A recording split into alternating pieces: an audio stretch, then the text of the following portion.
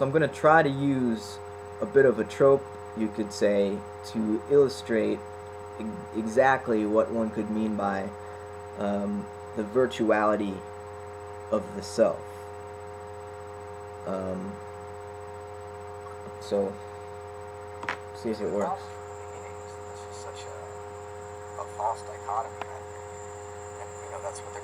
So, Gary, I'm probably the last person you want to hear from about this issue.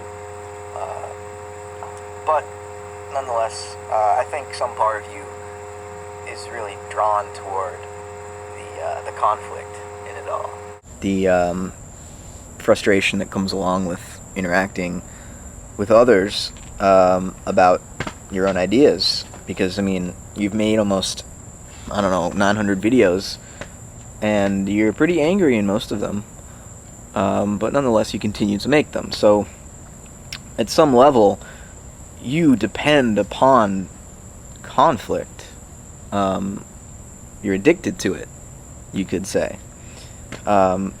It's interesting that you made this video about virtual reality and that it's coming up again in our discussions here on YouTube, because just the other night I watched Thomas Metzinger, the cognitive scientist's videos about his idea that, well, essentially we already live in a virtual world, or at least the phenomenal self, the ego that we think we are, the I that has our body, the me that is behind the image that you see, the me that is essentially who I am, rather than, the behaviors you may observe the me trying to accomplish.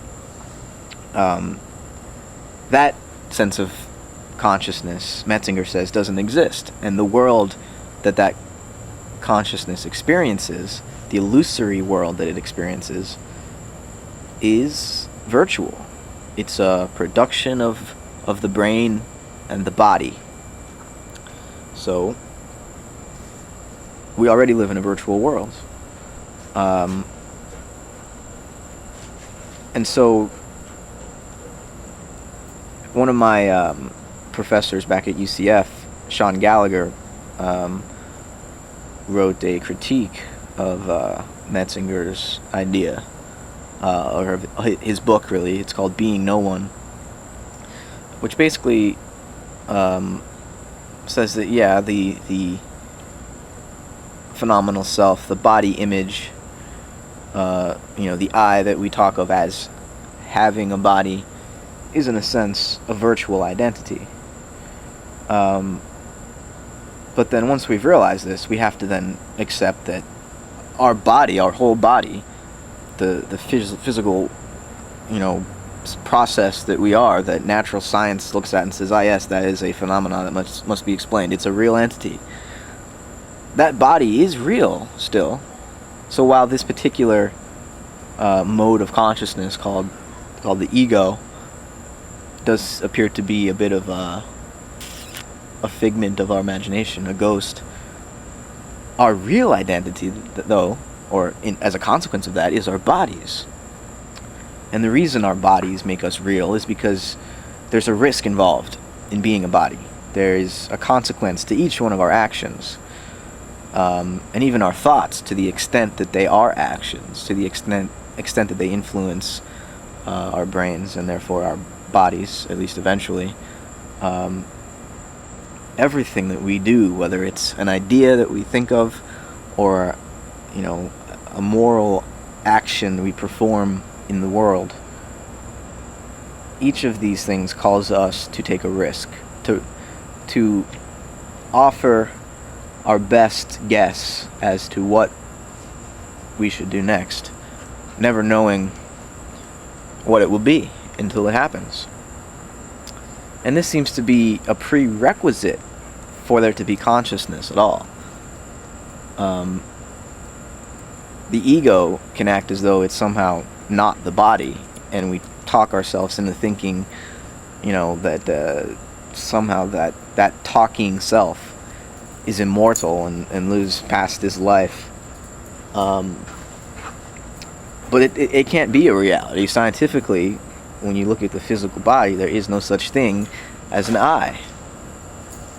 There's this process, this physical process.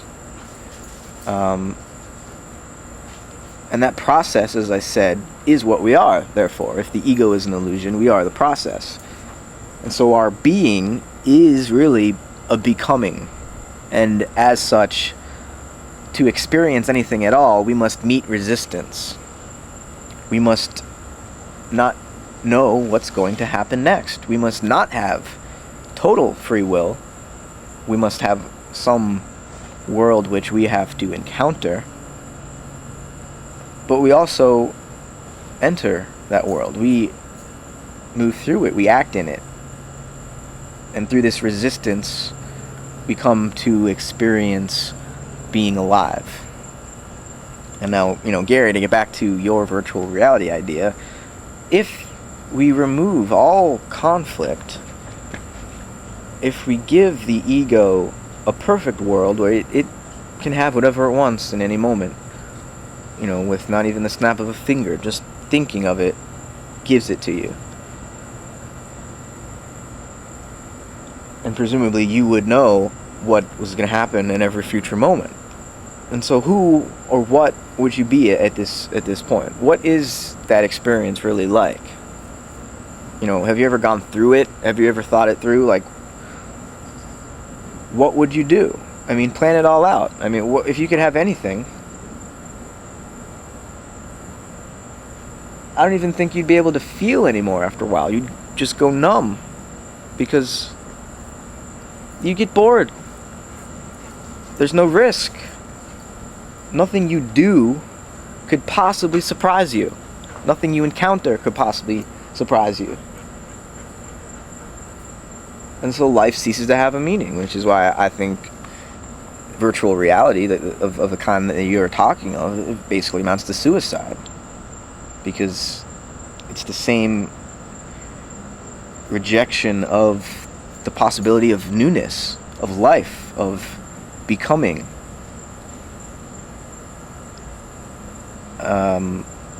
So we are a body, or at least that's what I think we say. The I that thinks is first a body. It first has to become in a world with other becoming bodies. Before it's an I that thinks, it is that relationship. The I that thinks isn't anything independent of that relationship. And so if you give that I that thinks a world, a virtual world independent of its body, it ceases to exist. Or at least that's what I think. Let me know what you think. Yeah, do that.